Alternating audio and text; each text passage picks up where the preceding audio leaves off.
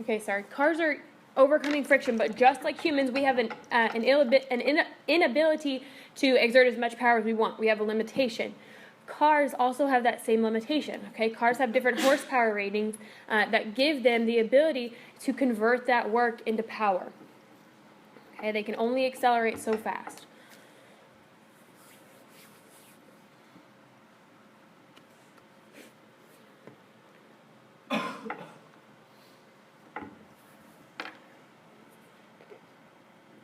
This next bullet should really make sense since you all can drive. Okay, as you drive your car, it takes the most power or the most acceleration when you're climbing hills. If you're trying to go faster, if you're trying to accelerate, that's when it takes the most power, right? Your car has to do the most work in a short amount of time for you to accomplish those goals. Okay. When you coast, if you coast down a hill, right, what's it mean when you coast in a car? Yeah, you take your foot off the gas. So are you necessarily doing work? Is your car doing work at that point? No, because you're going a distance, you're going a displacement, but you're not exerting a force anymore. So no work technically is being done there. Okay. Oops, and here's the equation that we can use when we solve for cars, and we're looking at friction. Okay? And this is why this equation works.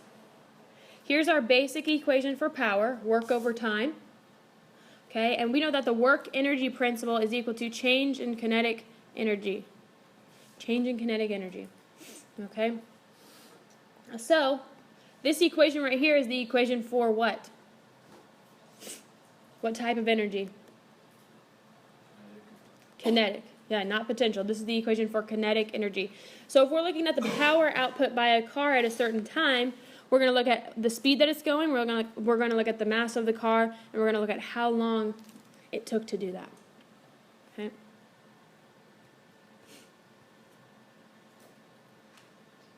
And this equation in particular is when our car starts from rest. So we would take final minus initial, right, to find work.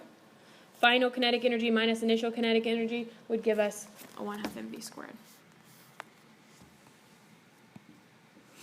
All right, let's go ahead and try this problem. If we know our equation to find power is 1/2 mv squared over t, right? We know this equation most of the time is used for cars when we're looking at cars, okay? So power equals 1/2 1000 v squared.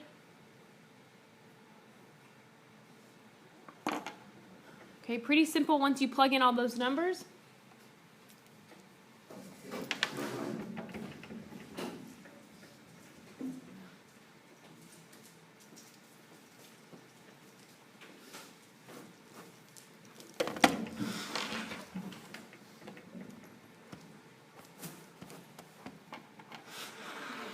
All right, Cole, what'd you get for your power output?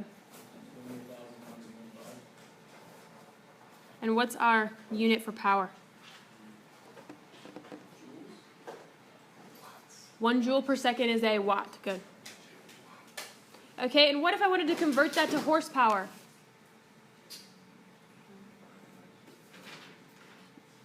One horsepower is equal to how many watts?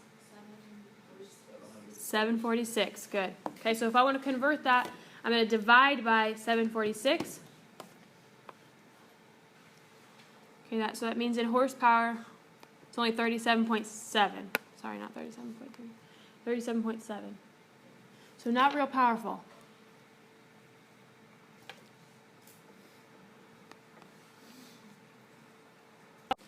Okay, so we have looked at the potential energy due to gravity. We've looked at the potential energy now due to springs.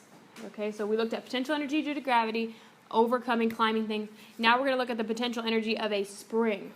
Okay, so these are some terms that you need to be used to and familiar with. When a spring is just in its basic state, it's not being stretched or not being compressed, it's called static. That means not moving, right? That's what static means. So when it is smushed together, we consider it compressed, and when we pull it out, we call it stretched. So those two terms for springs you need to be familiar with. Is it stretched or is it compressed? Okay, and then you need to understand when it's at its equilibrium point or when it's not moving, then we consider it a static spring. Okay, and we're going to get another type of potential energy for springs here. Okay. So these are considered elastic materials. Springs are considered elastic, right? They're going to stretch, they're going to compress, they're going to bounce back. And springs are the basic material that we use for this potential energy equation. Okay? So to find the potential energy of a spring, we use this equation here, which is definitely equation sheet worthy. Okay, so if this is the equation for potential energy of a spring, do we know what these variables are for? Does K look familiar? Not yet. We haven't seen K yet. What about X? X we've used before. What have we used for X? Okay, I'll show you. Okay, K is going to be our spring constant. Okay, so K is a constant value, but it's different for each spring. Okay, so K is called the spring constant, but it's not necessarily a constant. Every spring has its own K value. And the K value tells us basically how stretchy that spring is. Okay, whether it's really tightly wound or whether it's not very tightly wound. Okay, is it easy to stretch and easy to compress, or is it not? That's what the K value tells us. And X is going to be our distance. How far is that spring stretched or compressed from its equilibrium position?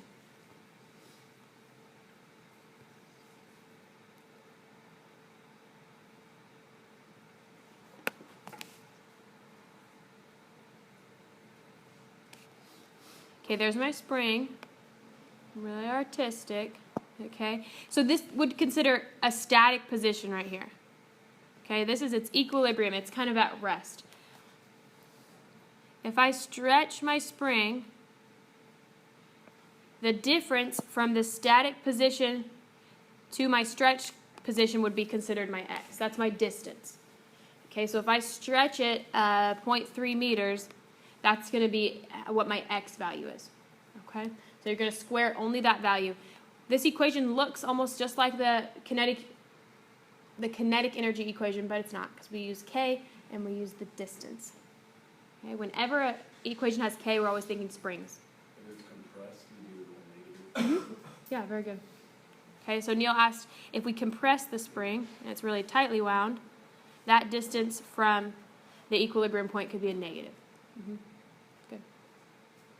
We're going to look at the total overall energy of our system, which is called mechanical energy. This is the total energy of our system. And this is our last real new concept that we're looking at in this chapter. Okay, this is our big one. Okay, so the total mechanical energy is the sum of the kinetic and the potential energy of an entire system at any moment. Okay, we can look at how much energy is in this system total, and this is the equation for that right here. The total energy of the system is equal to the kinetic energy plus the potential energy at that moment. Don't worry about these bottom equations just yet. Okay, we'll get to them.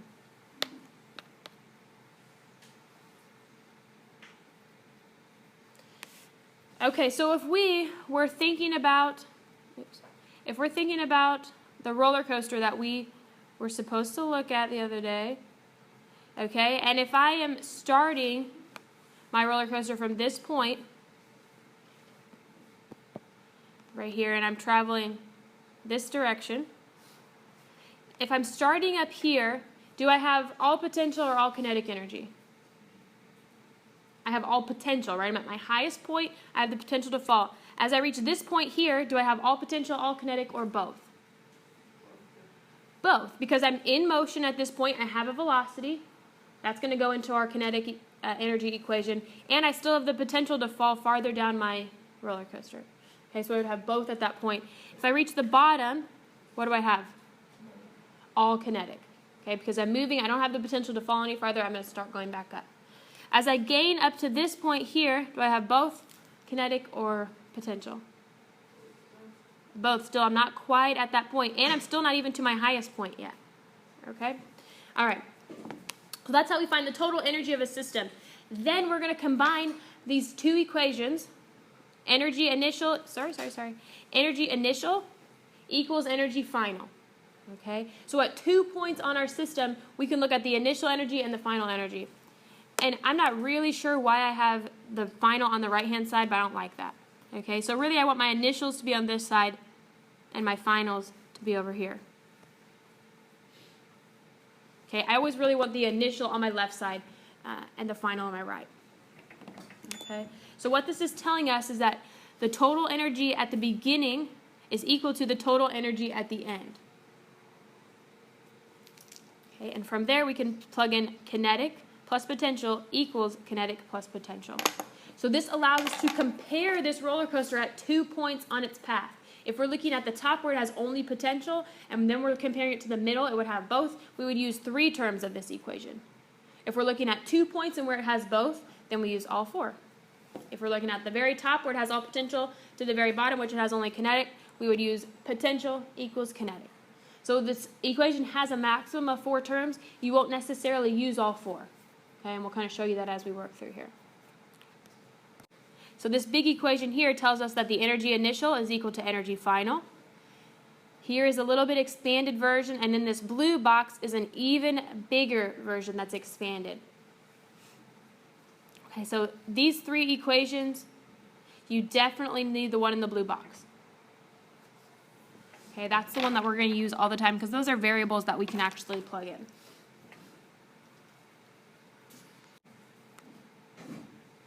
All right, so of these variables, we know that V is equal to what? What's the V stand for? Velocity, good. The M stands for mass. G stands for 9.8, and H stands for what? The height above the ground.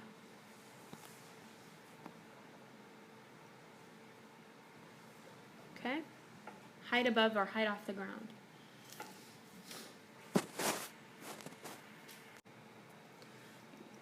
Okay, so when we're looking at the transformation of potential to kinetic energy, as I drop, if I drop a ball to the ground here,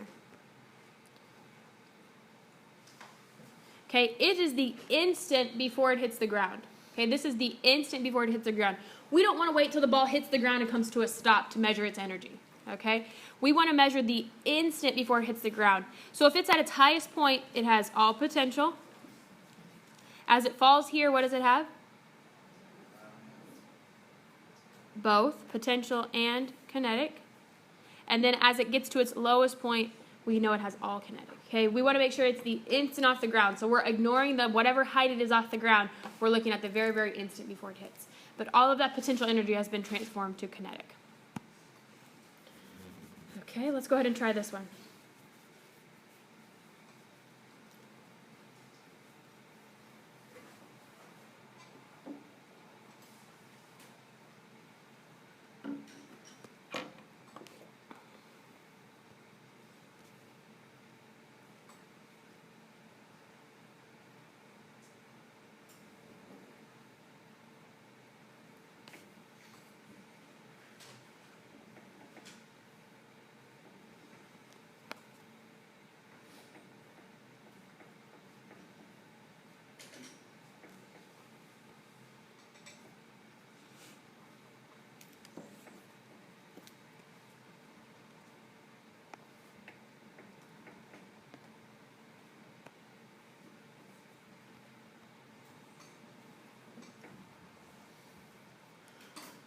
Okay, so on the left I drew just a little kind of demonstration of what this would look like.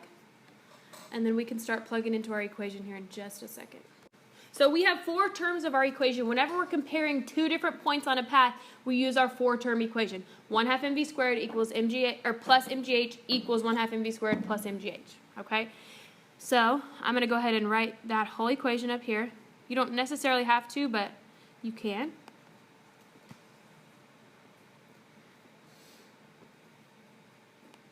Okay, so this is kinetic plus potential equals kinetic plus potential. Initial always goes on the left, final always goes on the right. Okay, so if I'm looking at this stone being dropped at 3 meters, this is its highest point, right?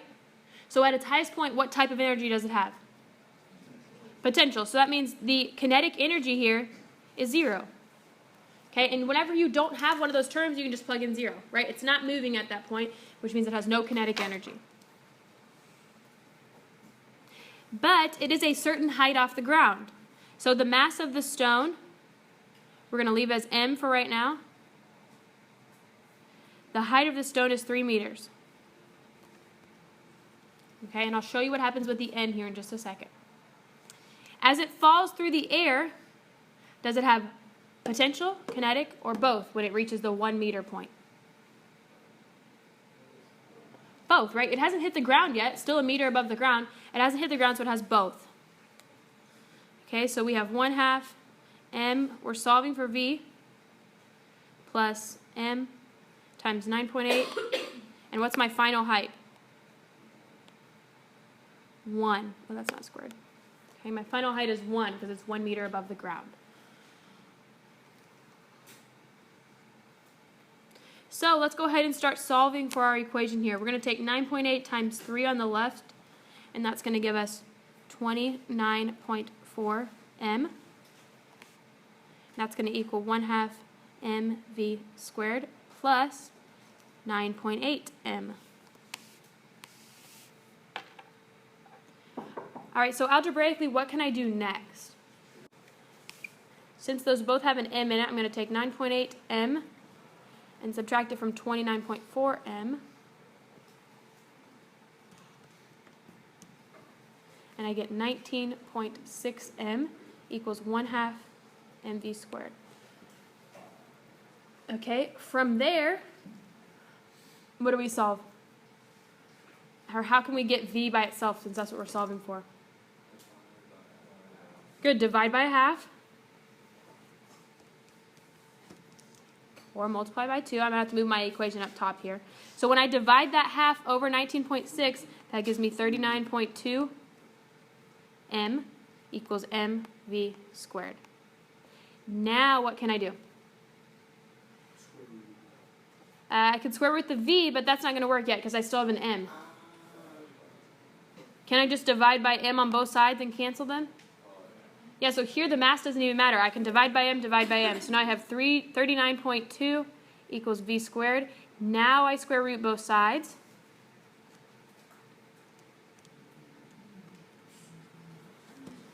And I get a velocity equal to 6.26 meters per second.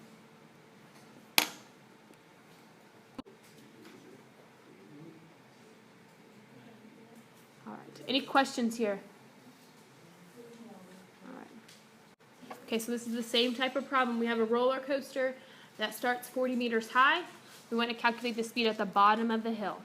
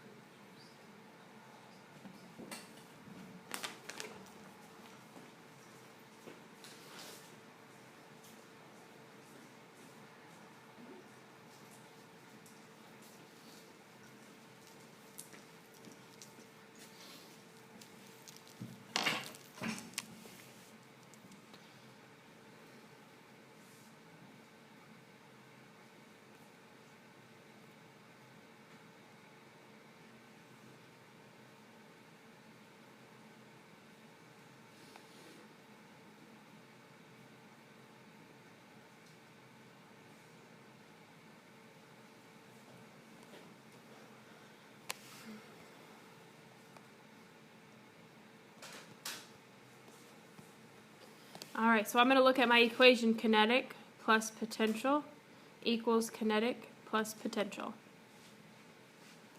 Okay, and that's just the shorter version of that, 1/2 mv squared plus mgh, blah, blah, blah. Okay, at the top of its roller coaster path, at its 40-meter height, does it have potential or kinetic? Potential. So I don't even have kinetic, right? I'm going to have a 0 there. Oops. Plus potential. So m times 9.8 times the height, which is 40. Okay, at the very bottom of its path, does it have potential or kinetic or both?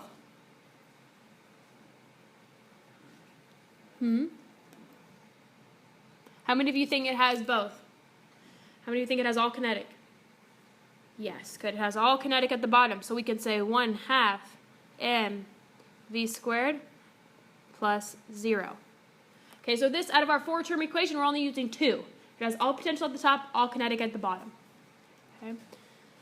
So we're going to be left with, once we start solving our equation, 9.8 times 40 equals 392 m.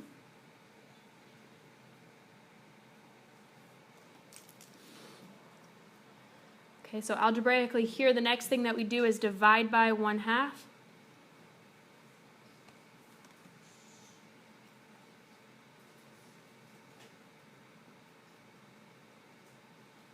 We can get rid of our m's, and then we take the square root of that 784.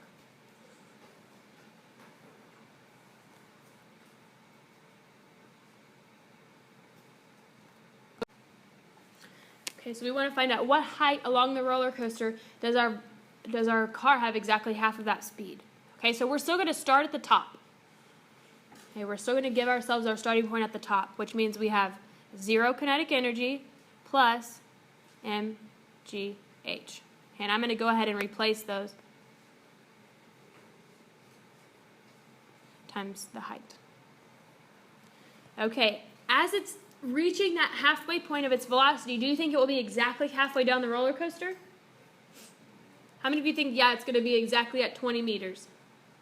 How many, I'm sorry, what? Like it will stop. No. When it reaches a speed of half of 28, so when it reaches 14 meters per second, do you think it's going to be exactly the 20 meter mark or higher or lower than that? Do we know? You think it's going to be lower when it reaches that, farther to the bottom? Okay, so let's go ahead and solve here. Bottom line is we know that it's going to be somewhere in the middle of this path. It's not going to be at the bottom. It's not going to be at the top. So that means it has what types of energy? It has to have both. Okay, so we're going to have 1/2 mv squared. But we know velocity for our final, don't we? What's 1/2 of 28? Yeah, 14. The reason we know that is because we want to find the height when it has half of its maximum speed.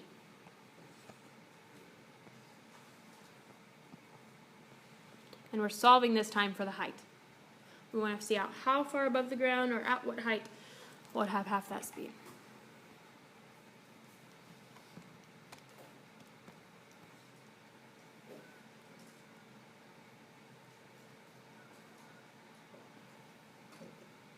So go ahead and solve here.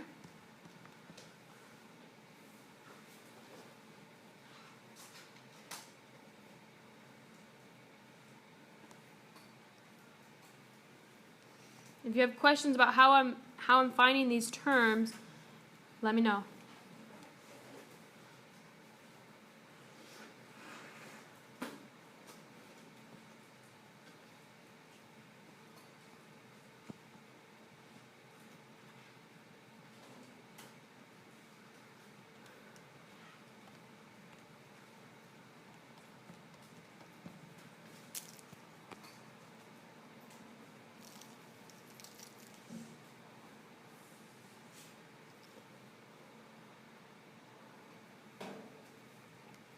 Okay, so from my system, I subtracted the 98m over, which gave me 294m equals 9.8 times m times h. I divided by 9.8m on both sides, 9.8m. That got rid of my mass, and it leaves a height of 30 meters.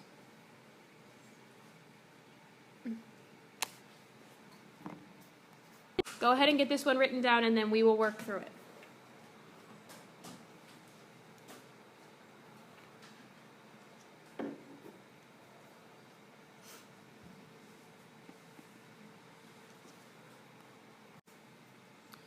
Okay, so our dart Sorry, are you guys done writing down the question or not quite? I'll give you a couple more seconds. I don't want to go before you're ready.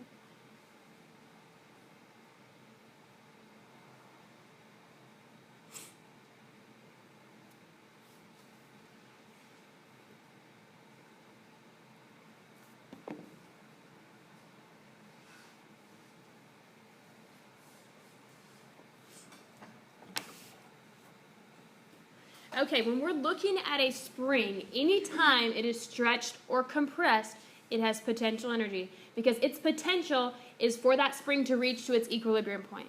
Okay, springs want to be at their equilibrium point. So when they're stretched or compressed, we know that they want to spring back to its original form. Okay, so that means it has potential when it is stretched or compressed. When it's in motion, it might have both if it's not quite back to its equilibrium point, or it might have only kinetic when it's at its equilibrium point and it's bouncing back and forth. Okay, so let's take a look at this. If a dart is pressed against the spring, does it have potential or kinetic or both? Only potential. So we're going to use our same four-term equation, and we know that it has no kinetic energy at the beginning of its motion because the spring has been compressed by that dart. Okay, so that means we have 1/2 kx squared. That's our equation for the potential energy of a spring. So here we're not using mgh for potential energy, we're using 1/2 kx squared. Okay, as it reaches its equilibrium point, does it have any potential energy? No. And even if it did, x would be 0, which means it would make the whole term 0. Okay, so that means we have no potential energy, so we're left with 1/2 mv squared. We're trying to find the speed of that dart as it leaves the spring. Okay, so I'm going to go ahead and start plugging in here. 1/2 250, and I'm getting that from my problem here. Okay, times x squared. This tells us it's compressed 6 centimeters, so I need to change that to meters. Okay, 0.06 meters squared. And we have to make sure that's in meters because look at the unit for our spring constant. Newtons over meters. It's not in meters, it doesn't work. 1/2 mass, 0.100 times v squared. We're trying to find the speed, so we're solving for velocity. You have to be pretty careful with these spring problems because most of the time the mass of that dart or whatever's being pushed off of that is given in grams. So you have to convert that mass to kilograms. Just be careful. In this problem it's not, but in similar problems it might be given in mass.